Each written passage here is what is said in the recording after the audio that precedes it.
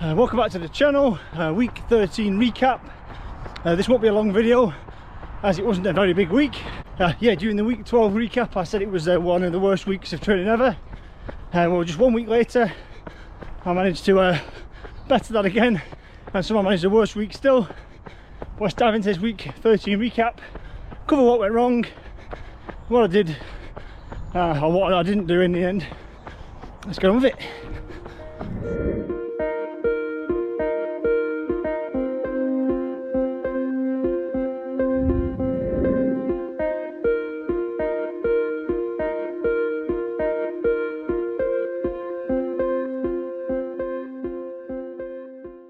During the week 12 recap I mentioned I had a bit of a foot issue at the end of the week, which cut short my long run and made it end up being not a very great week in terms of mileage. But on Monday I did a bit of an injury update, so go and watch that vlog. I'll tag that there if you haven't watched it already. But yeah, go and watch that.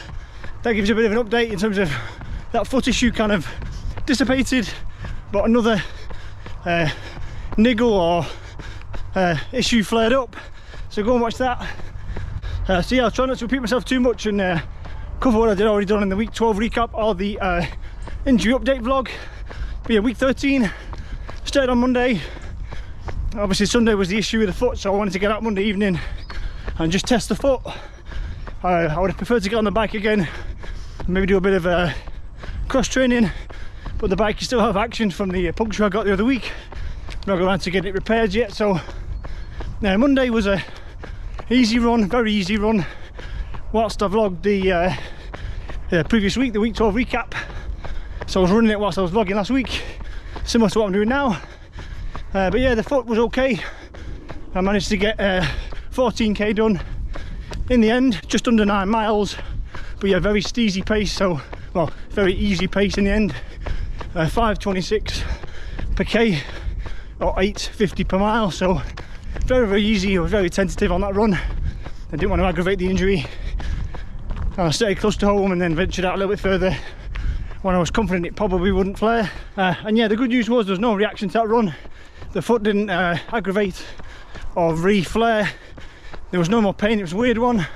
It kind of went as soon as it came. Again, I'm hoping that was because I didn't blindly kind of run on with it with the pain in the foot.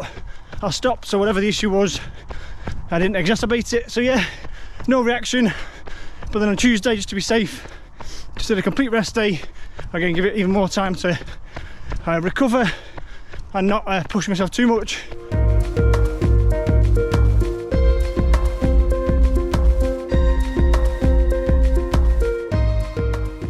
Wednesday I want to continue to manage the issue or not let it again reoccur, so full YSFR session, full recovery session, so kind of intensive foam rolling, a decent amount of time stretching, both dynamic and static, and then a bit of yoga just to finish off, get a bit of a deeper stretch in there, especially in and around the legs, hamstrings, etc. And that contributed potentially to the issue on Friday. Yeah, so at this point there was no signs of what was to come.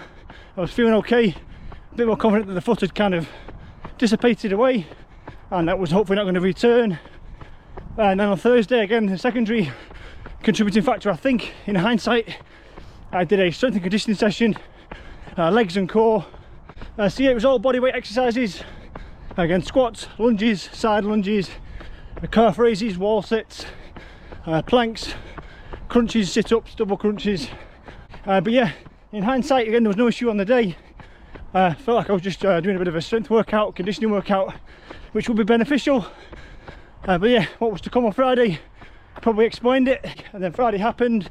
So again, at this point I was still confident of a solid week. The plan was a tempo half marathon on Friday evening in preparation for next weekend when I'm due to pace the Heaton half marathon in Heaton Park in Manchester. So yeah, it's a hilly route, so I planned a route where I could come out. I'm on the same route now actually, to be fair. But yeah, it was a couple k out and then a 4k kind of loop with a significant hill on each loop, so as similar as I can get to what the race is going to look like. And yeah, it all went pear-shaped. Just over 1.7k into the run, just over a mile in, I got a sharp burning pain through my right Achilles, caused me to stop. I walked for a few seconds, could still feel it, so I aborted the workout there, and I thought I'll redo the plan. I'll try and turn around and jog home, and yeah, somehow failed to do that twice. So yeah, tried to jog home and see if I could loosen it off, if I was able to do any kind of run at all, even if it was another easy or steezy run. But yeah, 2 attempts at jogging home, both under a minute, before the Achilles flared again. And like I say, there's a kind of a sharp, hot, burning sensation through the right Achilles. So put paid to the run, put paid to the workout, and again thought what I thought was put paid to the week, and this felt far more significant than that foot pain, even though that was significant last week. This felt a bit more severe, so had me worried. But yeah, up to the 1.74k mark I was on track, so average pace from the get-go was 4:42 per k, or 7:34 per mile, so bang on where I wanted to be in terms of running a 1:40 paced half marathon. That was the aim, get out, run 21-22k in that kind of pace, see how it feels on a very similar course to what Heaton was going to be like.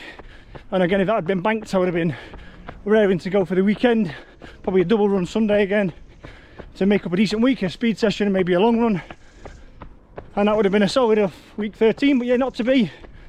Put paid to the run, and put a, like I said, massive doubt in my mind about an injury scare and how bad it was going to be.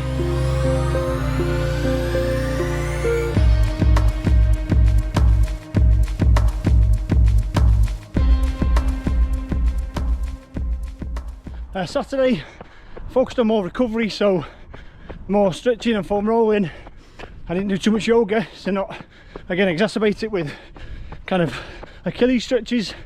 Doing a bit of research, it probably is Achilles tendonitis, and sometimes stretching the Achilles doesn't help, it just inflames it again, putting a bit of pressure on it again, stretching it out, and you want to kind of reduce the inflammation. So I focused on stretching the calf to reduce the pressure on the Achilles, foam roll the legs again to remove any knots, tightness or lactic acid, and I focused on again rice, so elevating the legs, icing them, the Achilles specifically, as much as I could, and then compression socks again to promote a better blood flow through the legs. Did that most of Saturday and then most of Sunday, and then Sunday I decided to bite the bullet. I needed to know if I could run or not. So again, last time I ran was Friday and I couldn't run at all, basically, not even for 40-45 seconds. So I wanted to see what 2 days of TLC for the legs had done. They felt better. I woke up on Sunday morning and they felt a lot looser than they had done for weeks. Again, I mentioned it in the injury update, but yeah, now it's occurred. The warning signs had been there for a few weeks, where I've been waking up every day with really tight Achilles. So yeah, Sunday decided to try and get out, do an easy run, and come what may, at least I'd know exactly where I was. And again, whilst I was doing that run, that's when I filmed the injury update. That was just yesterday. But yeah, good news, I managed to run 8k, just over 5 miles. And average pace for the run was 5:10 per k, or 8:19 per mile. So again, easy again. I didn't want to again overload the Achilles, so yeah, nice and easy. I didn't put too much pressure on it. I wore my biggest stacked shoes to try and reduce the load on the Achilles whilst I was running. But yeah, that was just yesterday, and that finished off week 13.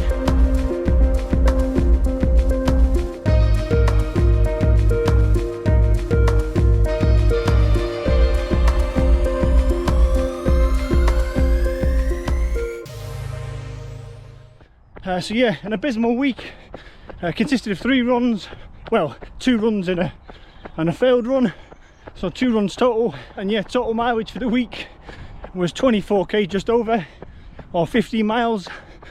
And again, that will be a terrible week even when I wasn't running, but as part of marathon training, pretty abysmal. But again, forced upon me. It wasn't planned, it wasn't expected, but yeah, you've got to just roll with it, kind of play the hand you've been dealt. So I listened to the body again. The shirt pain is a bit more significant than a niggle, so held off. But yeah, good news again, we're now into week 14. I'm running again, so no reaction to that 8k, easy. And then again, a brief look ahead.